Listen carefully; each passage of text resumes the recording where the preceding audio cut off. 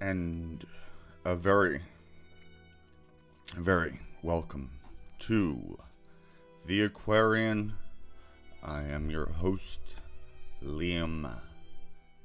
Let us get centralified. Ooh, that grabbed my attention. We are creating a sacred, holy, safe place. We are breaking away all that which is trapping us into lower energy fields. We release.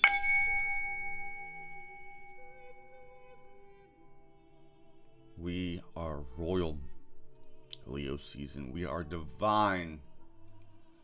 We are inspired from on high. We are administered to by the freaking angels. The angles, each bringing a message.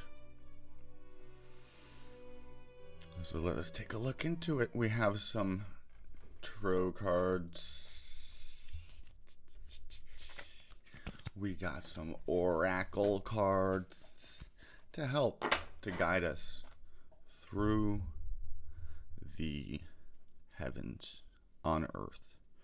Forgive this shirt. I'm not trying to be like Fabio, but I love the pattern, and but the button's broke and I have to fix it. Enough about me.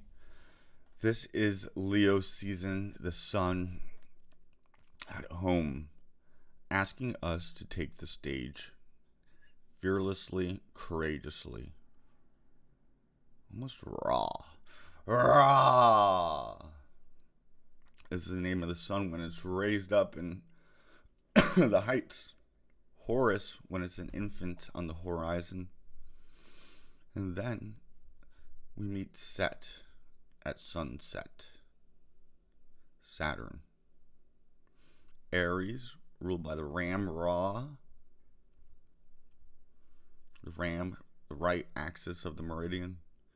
And then we have opposite, the enemy of Horus, Libra, where Saturn is exalted.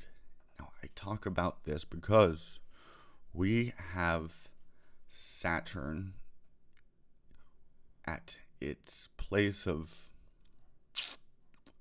one of his homes. Capricorn's the other one. When Saturn's in Capricorn, it is the disciplinary. When Saturn is in Aquarius, it is the coming of the Messiah. It's the adversary in Capricorn turns into the advocate in Aquarius. This is a battle between Luke Skywalker and Darth Vader, the Dark Father, and the light walking through the sky, the sun. And it's really so opposing forces.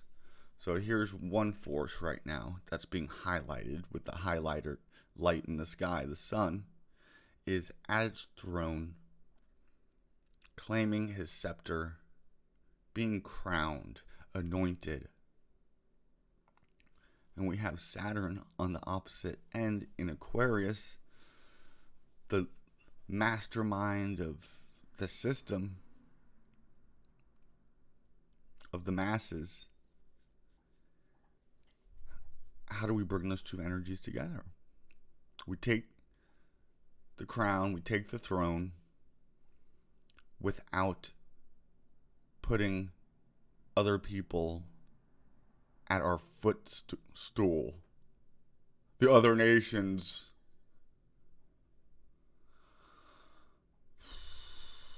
So if we could bring this axis together and work on this axis, it's calling us to be authentic, to be big-minded, to be open to cosmic downloads, to break through an old system, pattern, even of belief. We have Mercury at home in Virgo. This is our mind being able to take care of the details. Then it's going to go into shadow. And so it's going to spend a lot of time in Mercury, which is the hermit energy, in Virgo, which is looking into oneself, being self-critical, but hopefully not overcritical. So we have a hermit energy simultaneously with a go take the stage energy. If you're going to take the stage, which just doing it just for show and tell purposes is good, but it really wants, in order to ring with the massive, it's going to have to be well organized Saturn, well refined Saturn, in order to reach the masses, Aquarius. As Saturn's in retrograde, when it stops, I feel like when a planet stops, it gives you, it's the closest to Earth, and it gives you a more concentrated, heavy dose of that energy. Heavy Saturn dose. And that goes for all the stationary things. Saturn is about slow moving stuff. But more so in Capricorn, though, when it gets, even though it's a cardinal sign, but it's Earth still. When Saturn, that's why they're going to have this. So Saturn is Soter, the savior, in Aquarius, where it's the devil in Capricorn. Saturn, Satan. So it's such a, they talk about this second coming of Trump. Trump's here to save us. After people look at him like the devil, perhaps. I mean, they're setting that up to be this, him like as this messianic figure. Saturn will only spend another year in Aquarius. That is when they're going to try to be putting in their new one world order, to reset type stuff over the masses. Big control over the masses. Lockdown over the masses. As Saturn is going to come to almost an exact square with Uranus in its retrograde motion. And right now, Uranus was the only planet in the outer heavens in the collective to be going forward. So that was some forward pushing, breaking free out of the system energy. And then it's slowing down to like a standoff with Saturn in Aquarius. So Uranus in Taurus wants to shake up the Earth. It's the tower moment energy. And but it's also bringing heaven to earth energy. But that comes through birth pangs, BS. So as that comes into conflict, into tension with Saturn, the authority over the people, and then here could be resources being freed up. So it's going to be tension, a lockdown, a scarcity of, I mean, just in the news, there's a bunch of grain factories being burnt down, and a new way of doing food would be like chemically, artificially engineered stuff, but we see that just doesn't seem to be healthy for us.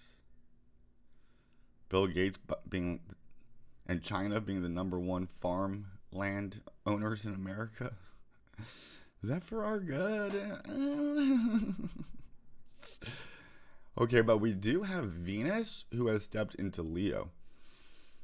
Now, Leo, that fifth house, is the place of fun, childlike behavior. With Venus there, that's Earth and our heart, relationships, more so one-on-one, is going to,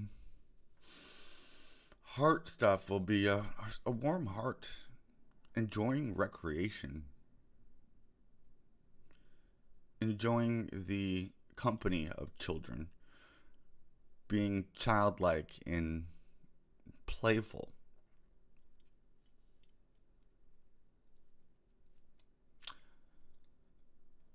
But then Venus is going to go and eventually make some tough aspects towards the end. She's gonna do her opposition to Saturn. She's gonna come into kind of a long-standing square with Mars. That could be gender, tension in society. The whole schmoabortion thing was very Venus, not in a vulnerable spot. It was the feminine was not empowered in the heavens during that. As we go through this week, right now, let's start in the lunar realm. We have the moon in Pisces, which is a weekend of repose. It's like a sabbatical, which is good because after this Aquarius full moon we just had, which was intense and electric and could have been anxiety, nerve rattling. Well, now we get a chance to kind of relax into the lazy river, the cosmic current. And Venus is exalted in Pisces. Lots of us forget that. That's because she gets a chance to just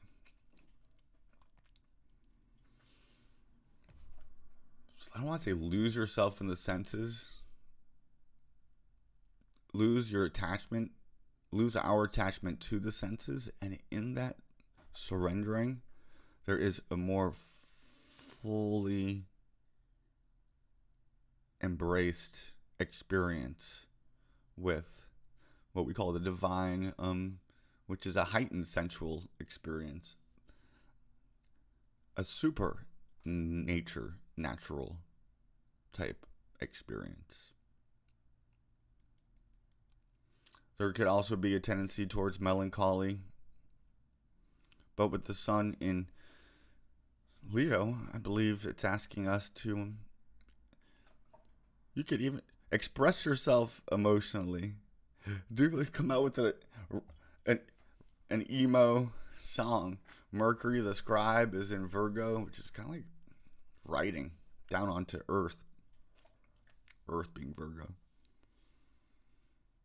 You know, we have our challenges as always, but then when we see the heavens coming to help us, there's moments of extreme tension and then moments of release. So at this full moon was a good chance to release. And then now is like the descent and the lessening. And then at the new moon, we plant the seed. At the full moon, it blossoms. That's on the shorter cycle level. On a 6 month cycle level, that's even more. Going into the beginning of October, things are going to be again intense again. Mars will station retrograde, which is there to help us. When Mars is retrograde, that could be a lack of energy, but it could be just a good time for vacation. Not so much action and energy. Going into the Scorpio part of the year, I'm looking ahead already, but we're going to go to the South Node stuff. There we go. Then we're going to have to dive deep down into have some uncomfortable pulling out moments. They started doing my lawn. Or not my lawn. I don't have a lawn person. That'd be great. Yeah, make sure to donate, book a reading, so maybe one day I could hire a lawn person. That'd be pretty cool. Give us an oracle card, sweet Queen of Heaven, Lady of the Rocks, Lady of the Lake. Oh, peace. Peace be with you. Reese's Pieces for you.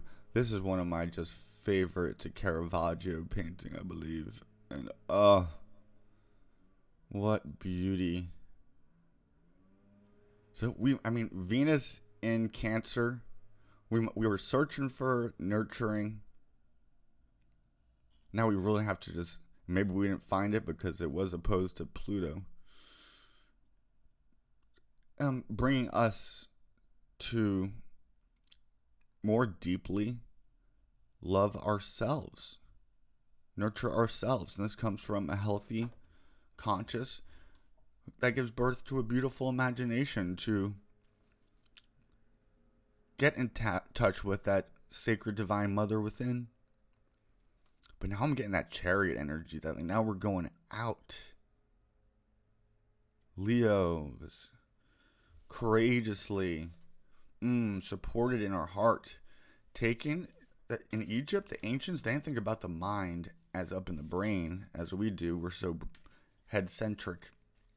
But rather in the heart, seat of the heart. Now we have Venus that just entered into that area. Venus, whose color is green.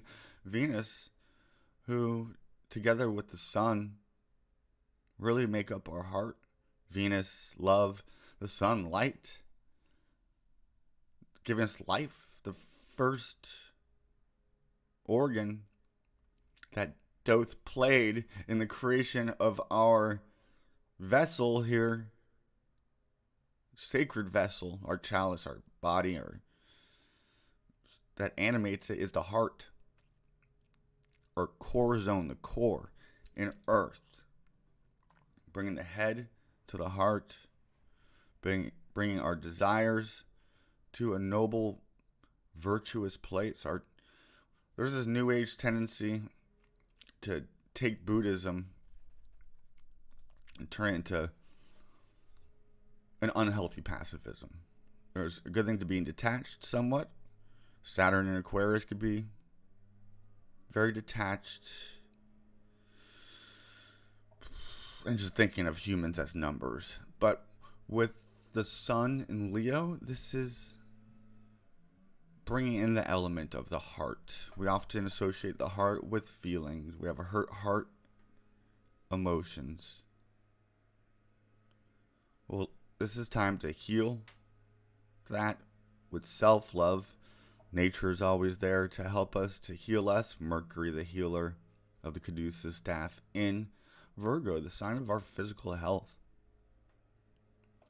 After this extreme, intense, energetic, mental kind of full moon, so and then an emotional wave that ripples out from that, I do see a calming in the seas for a little bit. Just live in the now, enjoy it, be open to a lightening of your heart.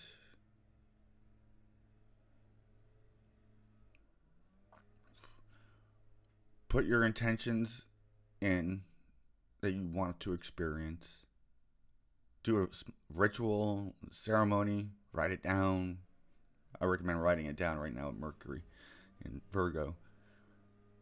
Feel like that would be, and then just that feeling of you using your imagination, you've just put in your own drop, which sends out the ripple effect. Taking the wheel. Being the king of your own karma. And seeing a higher vision for your story. You are the main character. Go forward in peace to bring peace to this world. And if we are going to bring peace to the world, we're going to want to find this place of peace in ourselves. The moon in Pisces is perhaps blocking out all the noise. Thanks to my lawn man. Not my lawn man. Thanks to my neighbor's lawn person. To go into that inner quiet place. To go into your room when you pray, into the dark, to that silent, still voice. That is our most essential part of us, and we're coming from that heart space, those chambers. We're coming out authentic, and that is what will be received the most, and what the universe will help to put into manifestation. And the more it's in line with Aquarian type stuff, reaching out to the masses, community, new ways of doing systems, breaking down systems, getting together from a grassroots level to put together new communities, new ways of doing things, implementing new ideas that are better for humanity on the whole, not just those for a small group of CEOs, CFOs, and whatnot. The bailing out of Wall Street by the multi-billionaires, while those who had homes foreclosed were not helped. And there are different ways you could look. Oh, they irresponsibly spended, so. And some people just went in to go just rape and pillage. Oh, why am I just depressing myself? Oh, go laugh. Comedy would be a Virgo of, yeah, kind of a Mercury. Mercury's kind of the trickster. We learn a lot from the trickster. This is kind of like the court jester and the king being highlighted. We gotta have fun while we're here and be able to laugh. You get a lot of truth out there through comedy. And a lot of propaganda. All right, let us go in peace to love and serve ourselves as others. So mote it be.